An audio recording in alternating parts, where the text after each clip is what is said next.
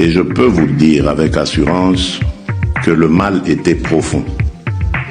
Le mal, quand je dis profond, c'est-à-dire il avait miné nos institutions. Cette guerre, si elle a duré aussi longtemps, c'est parce qu'elle prend ses racines dans notre pays, dans nos institutions. Donc ce que nous faisons est vraiment un véritable déboulonnage.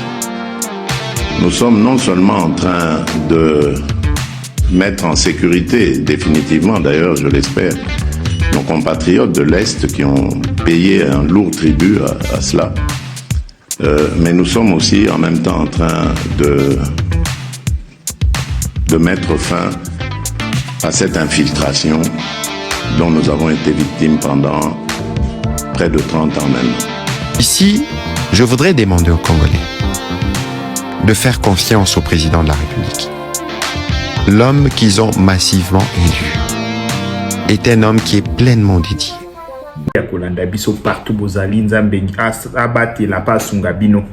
Merci mingi bandeko. Tokutani na pourquoi tokutani nani loko liboso faut mitu na question tokutani pour nani. Tokutani parce que actualité évolue. Oui, yana ndeko moko bisinga na moi. Sala ngese ngabenga na tfala mon frère. So na Hollanda na miyoka bien moko parce que na mona kala kwa to sola na mutu mwa bona aveni. Awo expliquer nga siko makambo mutuya. Donc merci non pour la considération. Vous voyez que awawa toujours principe moko. Tout sur la sans complexe. Oui. Les alliés effet outil que la politicien Nicolas complexe non ba on ba maïli makasi. Olivier Kamita to ebi français makasi to yo kaye. C'est sanga lo bara français makasi to yo kaye. Nde mi biso sika toza lelo to lo bito expliquer bino makambo. Ya makasi mais na pété nyonso. Dieu merci, chaîne Nabiso qui est toujours liboso. Et la chaîne Nabino Nyonso. Donc, chaîne Nabino Nyonso. Merci mingi. Bah, jamais zangate. Bo yebi ke logo ya Tosha TV, bo monde nango partout na ebisa bino. Oui, to lobaki eko panzana. Et au kende partout dans musika. Partout au monde na logo ya Tosha TV, kende ko aimé. Yo aimé na nos vidéos, ça sera une bonne chose. Merci beaucoup.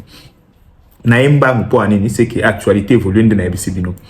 Bandeko, bo yebi ke lobby na Sénat. Américain, bah sénateur, na bah congressman, bah salaki ni commission moko est interrogé sous-secrétaire en affaires étrangères pour na makambo accord ya RDC. Et là li bosse faut na total que pays na biso eza pour la première fois. Ba fandi sa ba américain ba fanda ba banda ko beta masolo na mukile fanda ba réunion ya motindo bongo ekota pour la première fois na histoire ya pays na biso et salam. Quand des beaux mon ami colonel bandé la mission, na oche la bino parti mon président Lobake. Kimia ezaifso kimia ya papier. Kimia ya teke le lo kimia ekoti na Uvira, lobi to leli je suis Goma. Lobi kimia ekoti na Goma, lobi kona to leli je suis Beni. Non. Ezala makambo eza na ona Kasai na minito mais batu bakola la pongi. Makele la mindu ki ba ebite. Makambo eza na ona bandundu, batu bakoki kola la pongi. Makele la mindu ki ba ebite. Makambo eza nango na Katanga mais batu bakoki kola la pongi. Makele la mindu ki ba ebite. Mais ça fait 30 ans que na Goma. Donc Sud Kivu, Nord Kivu. Bana ba ebi pongi ya kimiate. Ça fait 30 ans que ba mbangu. O na ebisa bino ke na bana mike ba ebi déjà sans ya lisasi. O ebeteza uzi bana ba discuter. Au lieu et place bana ba discuter na culture générale, bana ba discuter pour moko alobi ke son o ayoke zali son ya aka wa lobité waneza mitraillette muso lobi non waneza uzi débat bana ba osala bana mike débat ba osala yango wana na Goma Bukavu mais na quoi mususu to loba que tout va très bien na biso vous comprendre donc ça fait 30 ans que bat va na même na moral wana et comme temps to stopper makambo wana une fois pour toutes et na 30 ans wana complicité na biso mo pe ba congolais na kati na ko loba ke ko 50 ans taka na moi kimia ya muke na ko se contentaka na moi nini ya muke ba pesi biso ba bibozwa nanu oyo e ko simba bo fanda nango nanu bo sepeli moi kimia ya muke na lobi bazongi lisusu ya mo bo monique makambo comme na niveau oyo na Sénat américain ba tchaki pena pression sur le Rwanda oui ba lakisaki noir sur blanc ba exaction ya Rwanda makambo ya mabe Rwanda zo sala e ba Rwandais ubwenge maeli mabe ba fandi kimiate ba bimisi lettre enfin ba Rwandais ba ndimi collaboration na bango na M23 eza officiel kende na site ya Rwanda okomona na présidence ya Rwanda okomona lettre oyo balobi ke bango soki bazali ko sala na M23 ezali po balingi te débordement ya ba FDLR na territoire na bango et baza koloba ke baza ko sala na M23 ba o coopérer la matière de sécurité basa lokola ba mesure mo ya défense préventive que avant likambo comme pas na biso to attaquer déjà sous pression américain, Rwandais bandimi et le Kwadiboso, ce qui est une bonne chose. Les Rwandais ont accepté leur collaboration avec le M23. Et l'autre Rwandais ont lutté et commis. Bah il dit que ce bandi mangoté, bandi base à la corriger correctement. Et les lots l'issue bandeko bonne nouvelle. Bonne nouvelle. Bon là dans une vidéo après on a expliqué bien.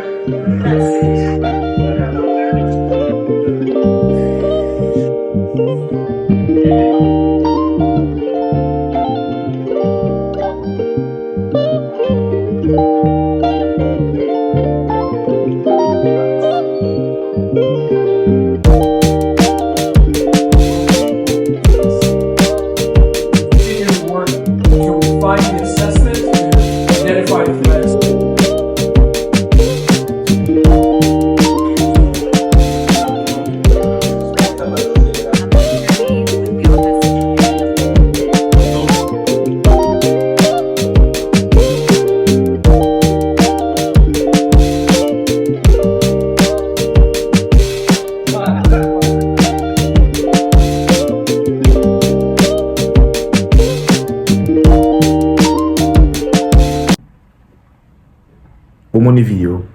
Bonne nouvelle parce que Africom, Ezali, département américain, il y a guerre.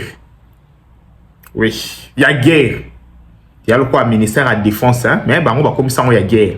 Baye na Congo, pour nani. Baye, quand même que tu as une coopération militaire, ça la haute état de lieu, na état de besoin. Mona na Congo toza na posa ya nini pour na armée na biso comme armée normale. Bandeko Congo za ya Nzambe. Les Américains mon visite pour monio. Ba Américains ba na Congo. Ba sala nanu état de lieu, ba sala pe état de besoin. Ba ta la besoin ya Congo. Hein? Ezali nini na armement. Donc armée na biso soki lelo to ntozo misango loka ba armée nyonso na mokili. To ana posa ya nini nde eloba américain ba osa na minito bomona ki ba bilakisa bino mindele mo bona ouvira sur terrain naza ko confirmer bino bazali mindele ya Eric Prince entre guillemets Blackwater ba mo musara ba onini ba ba na ko ba na itinérance ba éclairer ba na posa ba comprendre zone ba ye ba besoin spécifique ya zone ba ye ko bundate ba ye juste ba comprendre zone ba comprendre besoin spécifique ya zone wana place nini bakoki ko cha matériel tel place nini bakoki ko placer missile tel place nini bakoki ko sala base musala mindele bomona wana ba yeba yango wana o bomoni bazana kini on a l'accès na vidéo bango ba yeko tala siko na niveau administratif na niveau ya formation ya ba militaire na biso pona kozongi c'est la Congo makasi na ye. Qu'est-ce que le Congo a besoin? Équipement, armement, bande ko ezali ofelete. Toko somba, mutoko sabinote ke toke ko kemande. To senga juste savoir faire ya ba américain. Mondenge zalaka, oko fanda bolobite. Maladie oyoyo e senga un médecin cubain. Bobengi médecin cubain yaka ko traiter muto yoyo. Bo kemande te bo foutier. C'est ce qui va se passer. Les Américains, toujours armés na biso. Toi na posa to pesa yango na maboka ba américain. Ba américain ba aider biso. Na formation ya ba militaire, lokola biso to sali 30 ans en arrière. Ndeko ya ba Rwanda to zalaka na ye, azwaka décision na Kanzanyo son anko nyonso. Ndeko ya ba Rwanda oyoyo ayaki na mission abomande Congo. Oui, ndeko to zalaka na yawa pendant 18 ans, 20 ans. Na mission na ye ayaki nango. Acha biso pena par terre. Ba ni wana nyonso so to lobi na ndenge na biso moko to récupérer yango eza pasi yango à court terme to benga nano bandeko botala biloko tozana ngo botala bato tozana bango nini tokoki kosala po tokoma pe na niveau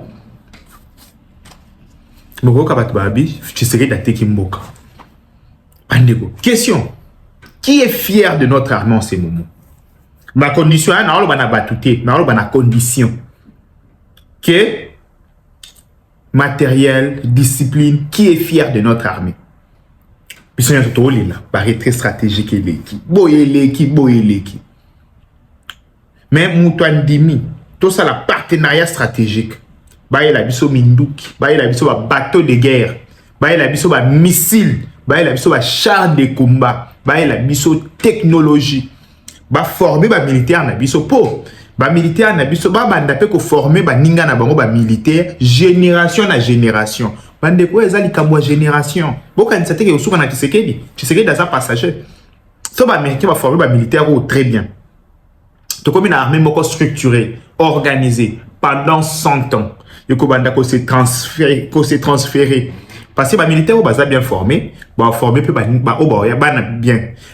ont formation qui sont formés bien, ils formation qui même pendant 100 ans. Tu sais que c'est pas pour la génération mobimba.